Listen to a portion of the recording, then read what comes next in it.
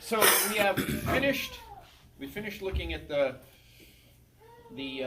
hermeneutics stuff, okay? The different methods of interpretation, the different and really methods really isn't, I think, the best way to do it, because if you guys and I hope it was clear, all of the biblically compatible hermeneutics, they're all kind of basically the same method. It's just a little bit different emphasis in them, if you notice that. But that little bit different emphasis will lead you to some different places, okay? But again, you guys, it doesn't make somebody a heretic, okay, even though we may disagree with them and, this kind of stuff. And so, so we come to today, a day that I have been not looking forward to. I wouldn't say I've been fearing it, but it's kind of good that it falls on today, because then, we got 2 Sundays of not Sunday school, and, it's like, and I can refuse to answer anything I want, so that's nice. But I just thought, because, one of the reasons we do this is like I've said numerous times, and it really is in the theological world, in the world where people study this stuff for a living and talk about hermeneutics and teach it and theology and, dispensationalism and covenantalism and all the little different, variations of everything in between and all the stuff. There's a lot of great discussion. There's a lot of, and really is, there's a lot of, a lot of better understanding over the last number of years and decades, and it's getting better, and there's going to be a lot more still, stuff going on. So, and this is all good. This is all good. All right? And it's good also that this understanding and changing a little bit goes very slow and takes a long time. This is good, because we want to make sure we're all trying to figure out and make sure we know and understand and live what God says, His truth, and that's what we want, okay? And it's good that in some ways people and positions are not necessarily as dogmatic and set in stone as they maybe thought they were, okay, on some things. That's not a bad thing, all right? And the fact of the matter is this will continue until Jesus returns. We will never, ever get to a place where we can say we figured everything out. Now, it's okay and it's right to say we have figured out, or, God has shown us, God has taught us a lot. Okay, and just because we don't know everything doesn't mean we don't know things truly, okay? And just because we don't understand something completely doesn't mean we don't understand it truly for what we know, okay? It's not like our choice is not that we know everything, 100%, or we know nothing. Those are not our choices. So, all of that as an introduction to, you can ask me anything you want about the, different positions, because we've said things, and you guys have heard me say like covenant and dispensational and all this kind of stuff, and I know that still a lot of people don't have because we haven't gone into all what they mean and define all that kind of stuff, and that's not the point for this now. Michael, you don't get to ask any questions, I think, now that because he's got, Michael, write them down and give them to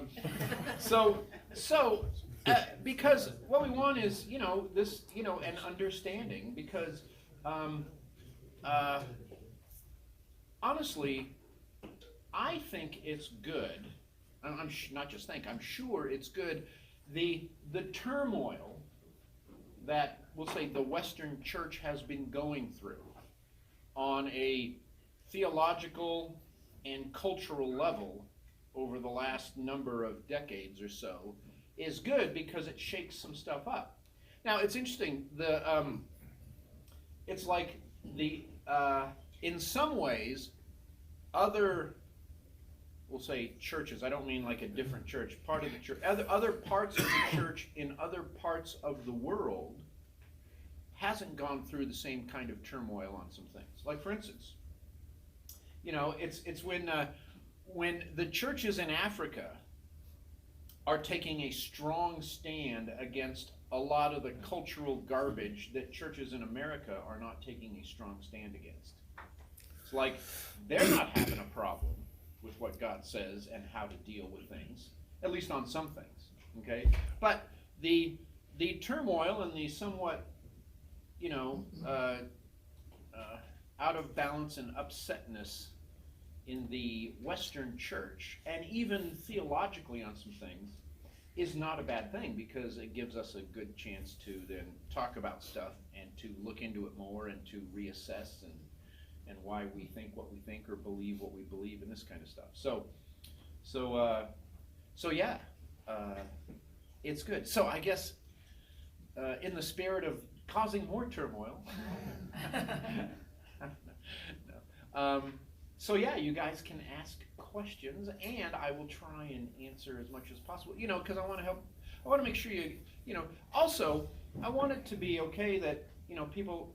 We can talk about this stuff. People in church can talk about this stuff with each other and not worry about like, oh, well, you're, and then when you find out that, oh, this person isn't exactly where you're at on a particular subject or item, okay, it's okay. You can actually talk about it. And who knows?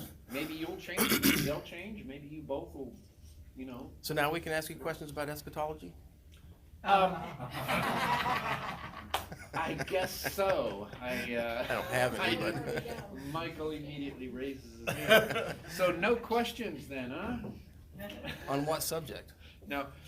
Go ahead, Michael. Anything. You- What is Okay. Really? Do it!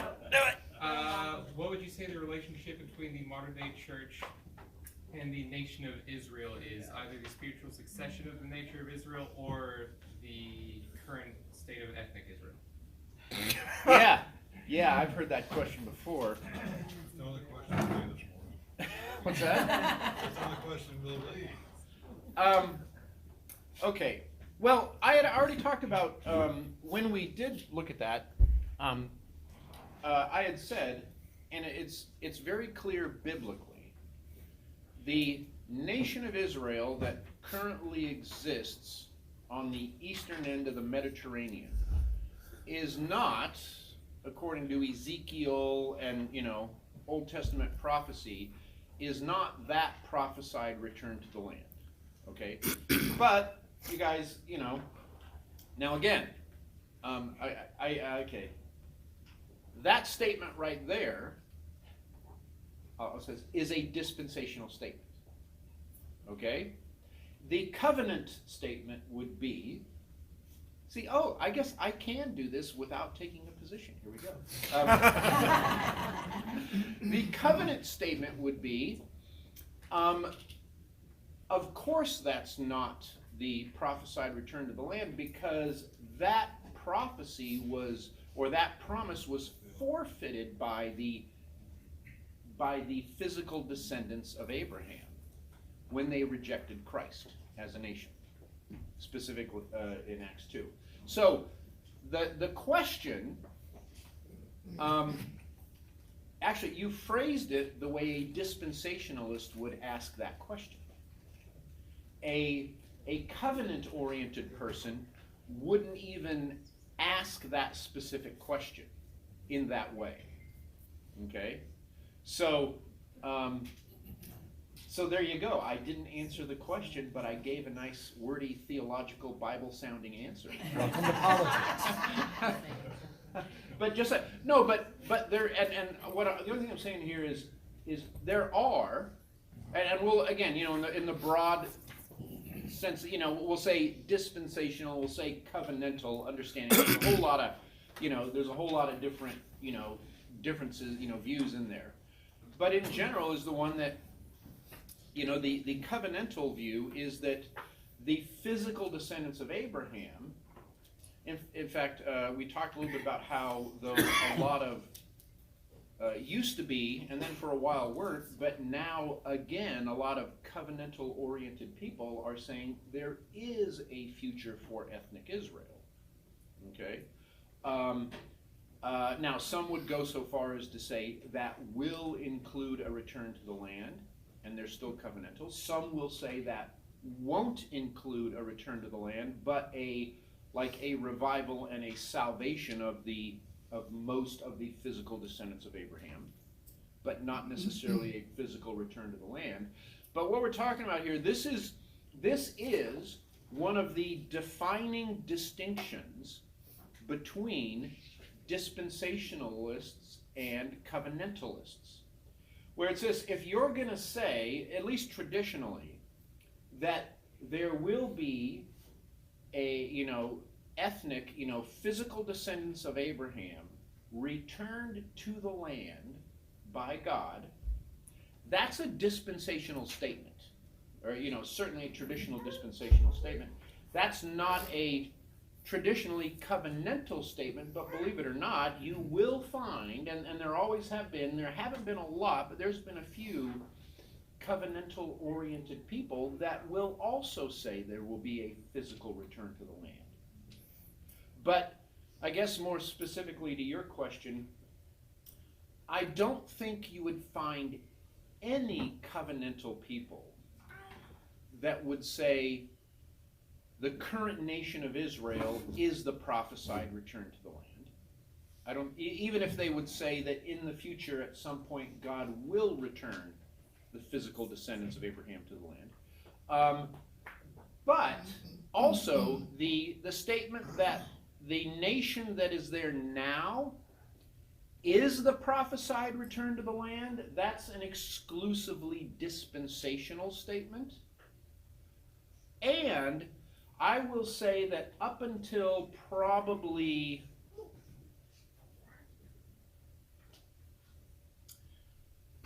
starting in the 1980s, so we'll say 40 years ago. Up until 40 years ago, the predominant view of dispensationalists was that the nation of Israel that's there now is the prophesied return to the land. But I would say since the 80s, the predominant dispensational view is not that nation is the prophesied return to the land. And in fact, I'm not sure there are any dispensational seminaries that would teach today that the nation that's there today is the prophesied return to the land. There might be. There might be one down in Texas.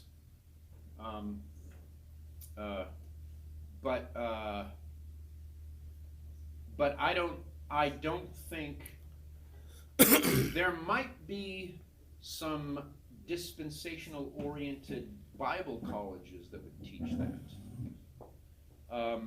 But that is certainly not at all the predominant view today.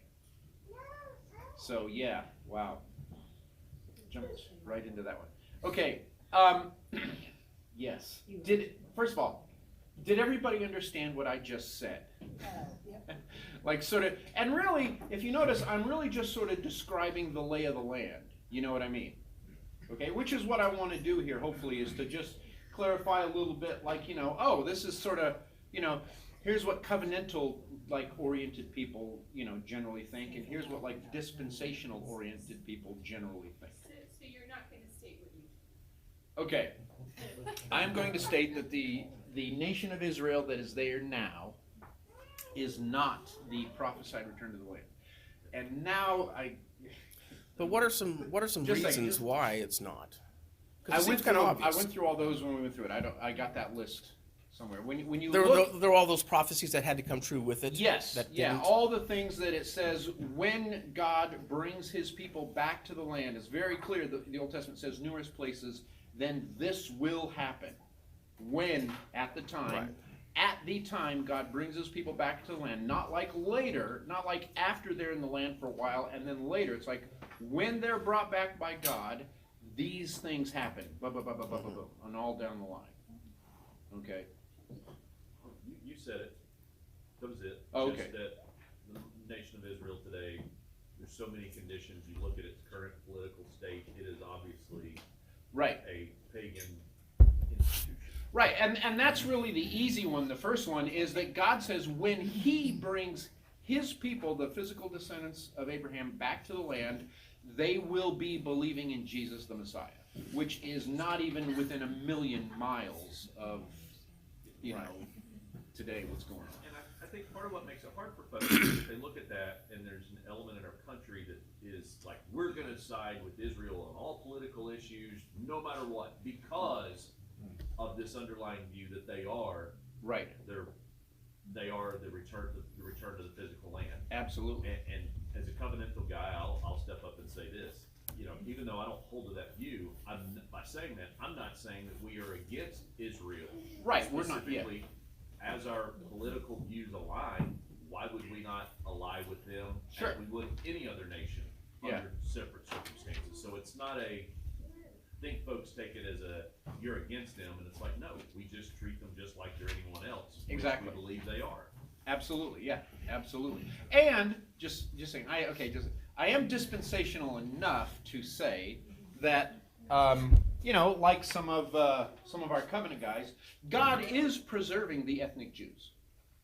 Okay, all right, and He is using even the modern state of Israel to preserve the Jews. Okay. But still, that doesn't mean that this modern state of Israel is His returning of them to the land. So, I want to ask you a question. yes, I work for a lot of Jewish people. yes, They're very habitual with like Rosh Hashanah, you know, and menorah and putting that out and everything. A lot of it is lost, so many reasons. absolutely. I don't know if I've ever seen it. I haven't seen everything, but I work with a lot of different people with different reasons. Usually when people leave the church, or they go rogue, however you wanna say it, they just leave. Right, They're goners. right. But they'll follow these things. I mean, what is it when their boys turn 12? Bar mitzvah. I mean, that stuff, you just wouldn't ever miss that. Right. So how does that correlate in their minds where they live? Mm-hmm. I mean, you just take 10 commandments, that's what they believe in. Right. They violate every one of them. Yeah. But they'll keep the ceremony. Right. Well, and even atheist Jews are still do all of that same stuff, but with, you know, claim to be atheists. Why they do that? I mean, you know, my short answer guess is, you know, They like party. no, it's like Just the I think culture this is to them. evidence that God is you know, keeping those people around, because it's like Oh, okay. it's like this is how did He keep? I guess you could say, how did God keep Jewish people Jewish under the law? By having all of them conform to the law. Whether they actually believed it or not, they still, you know, took animals to the temple for sacrifices and did all the kind of stuff. How would, if and I believe that there will be, you know, there is a future for ethnic Israel, and I believe part of that does include a return to the land. There you go, Karen. Okay. All right. I'm not a heretic, people. Okay. But so how does God still keep the Jewish people Jewish? You know, but you know they're part of it. Now all of that. The thing is, understand. As soon as we start talking about this, you guys, okay, we don't have any biblical proof for this. Okay, other than we say, you know, look. Near as we can tell, it sure seems to me God says He has a future for ethnic Israel. We can discuss what that might or might not look like. There's all kinds of ideas, even if you're a covenantal or you're dispensational. There's all kinds of different opinions on what that future is going to be and what it will contain or what it won't. Okay, and that's okay. There's legitimate differences on, you know, well, God will return to the land or God won't or whatever it might be. Okay, that's fine. But, you know, beyond these things, and also, you know, I've talked to, over the last number of weeks, a lot of you individually have come up to me and say, you know, I mean, in so many words, as soon as we sort of launch off into prophecy, you know, we do have to be really careful to not fill in the blanks according to what we think it is. You know, we gotta, you know, especially if it is predictive prophecy, if we're not there yet, then hold on, you know, we're not there yet, so let's just wait a minute, okay? You know, it's, be careful about being extremely dogmatic about some things. I think the underlying tone of all this is our hope fulfilled. You know, Yeah. the return of Christ and, you know, and his, you know, God fulfilling his plan. Correct. That's all this discussion, I think, is about, you know, just looking for anything to kind of hang our hat on. Yes, and also, I mean, we're talking about specifically to Israel. Look at, I agree with Paul in Romans 9, 10, and 11. Wouldn't it be awesome if they all got saved? You know? Well, guess what? You know, you know, hey, Croatia came in third. Yes, in the World Cup, we beat Morocco. Okay? All right? I hope God saves all the Croatians. You know, did you know Croatia is the most Catholic country in the world after Vatican City? Croatia is more Catholic than Italy or Spain or anything. So, did you know that more Jesuits, which is the Catholic mafia, more Jesuits come from Croatia than any other country? So, yeah, the Jesuits. So I hope God saves all the Croatians. You know, So Steve, I hope God saves all the Texans. You know, That It's was like, rich a bit. you know, I mean, so it's like, you know, we're for all of this. You know, which is, you know, and thank you, Jeff, because yeah, which shows again to fight and divide over a lot of this stuff, even though we can have legitimate differences of opinion.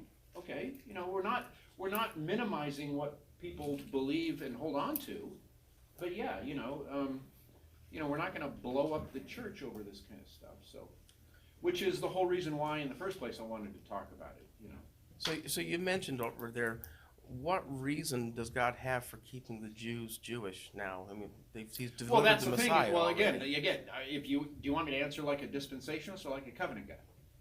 Okay. Just whichever way Okay. is right. Like a dispensationalist.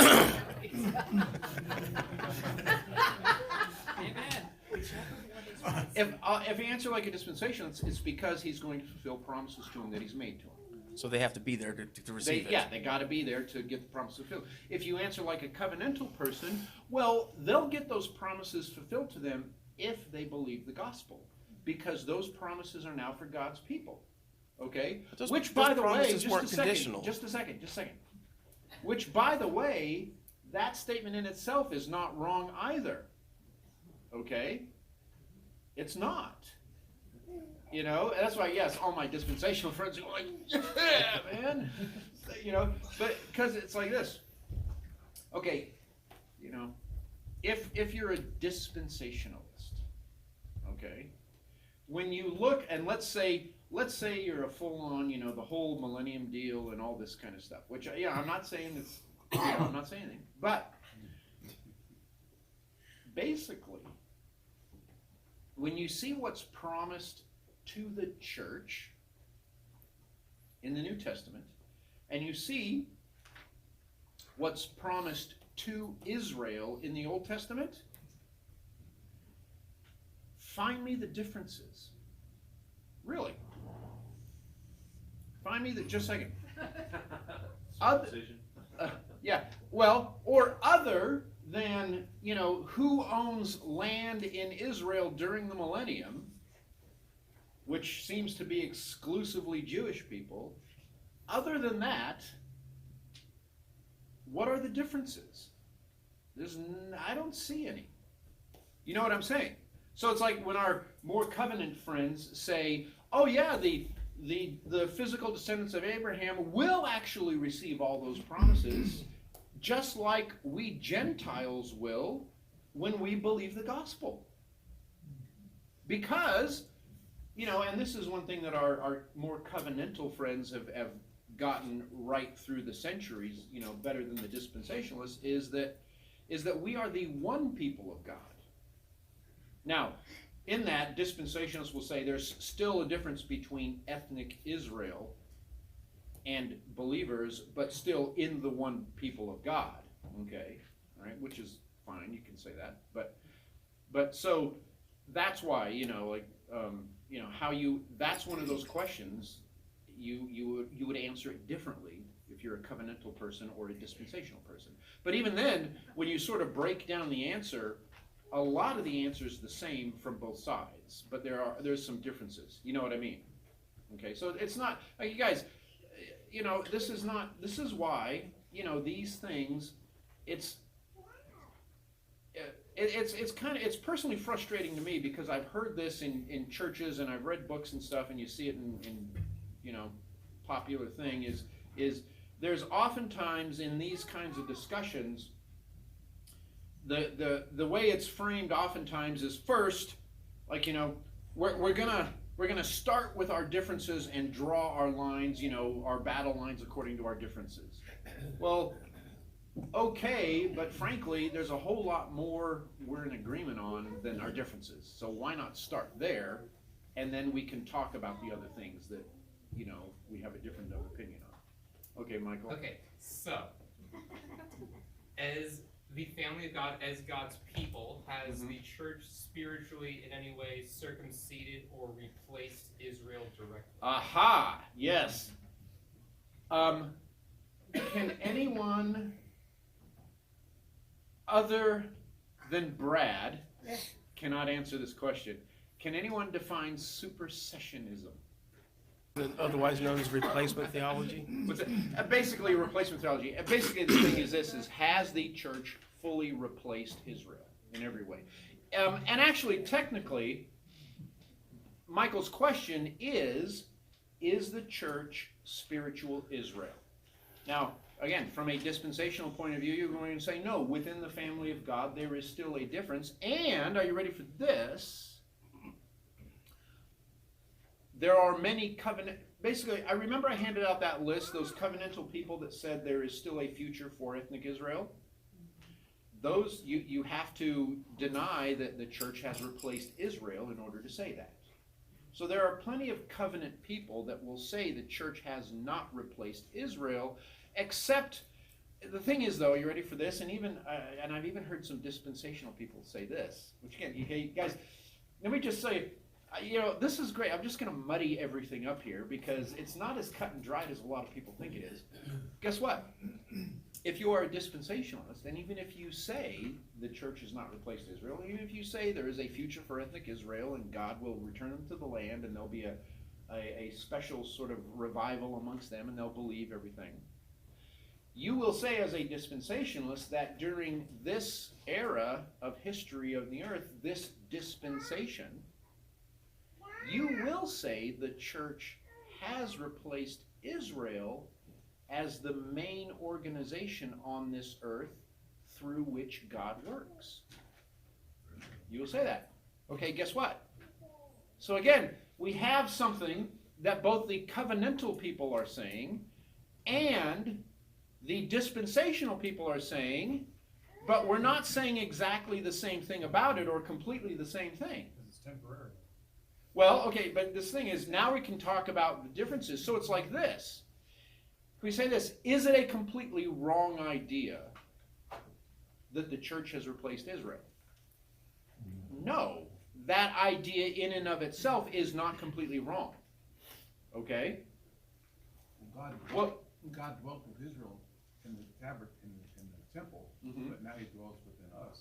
Yes. So he's given the church his spirit.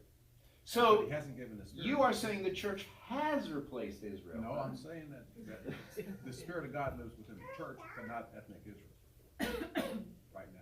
Well, not ethnic anybody right now, only within those who believe the gospel. Right. We are the temple of God. Right. Yes. Okay.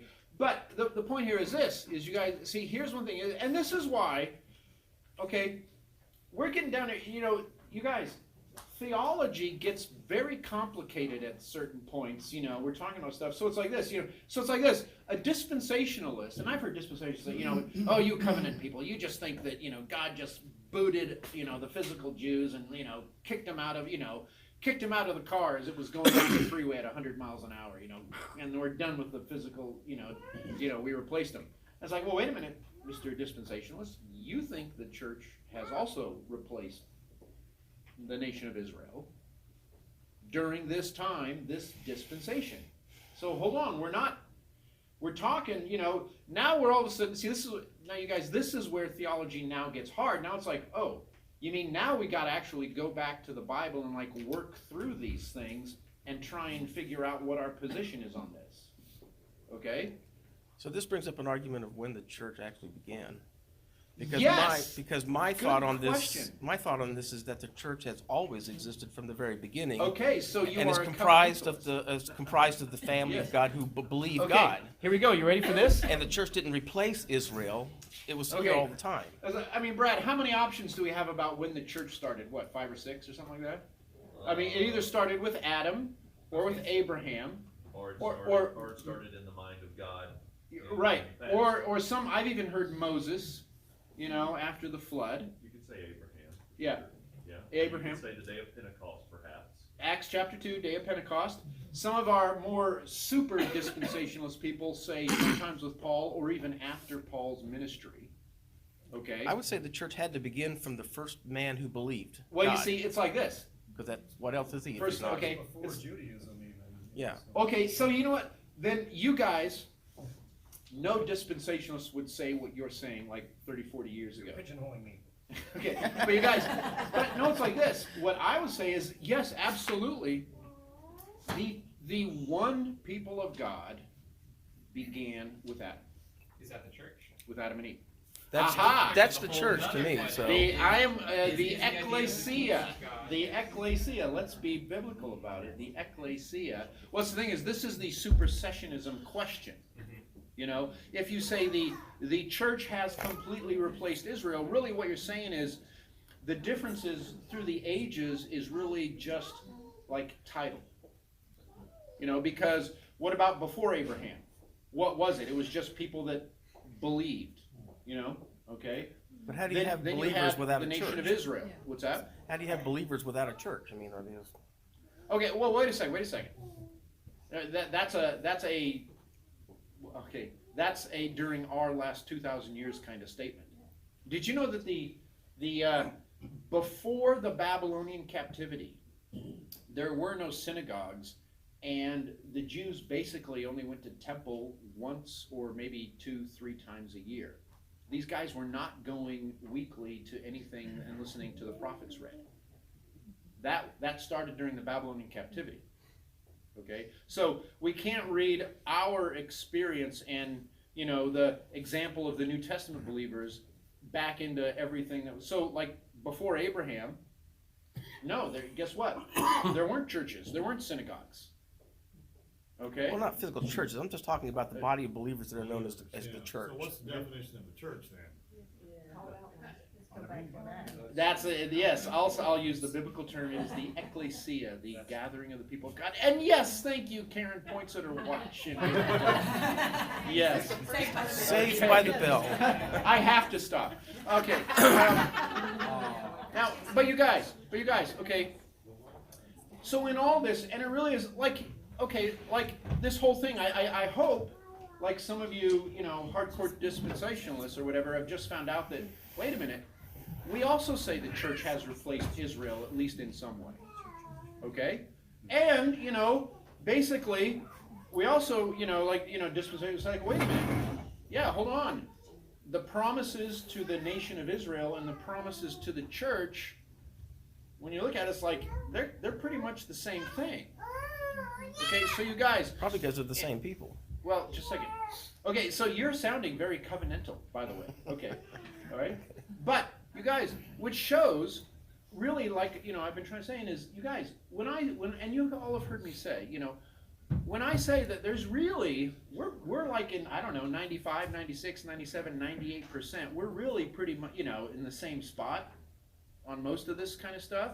And even on the differences, when we start talking about it, it's like, like this church replaces Israel thing. Neither one is against that idea completely. You know what I'm saying? So it's like, there's a whole lot to talk about still, and for the next number of decades, and hopefully forever, these things will be talked about and more clarified. Okay? So there you go. There you go.